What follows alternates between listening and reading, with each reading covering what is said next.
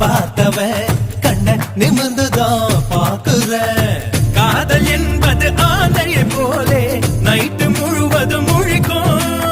கம்பன் வீட்டு நாயை போலே கவிதையா அது குறைக்கும். அவ தும்மல் அழகுடா, பிம்பிள் அழகுடா, சோம்பல் அழகுடா, வசந்த முல்லை. அசைந்து ஆடும் பெண் புறாவே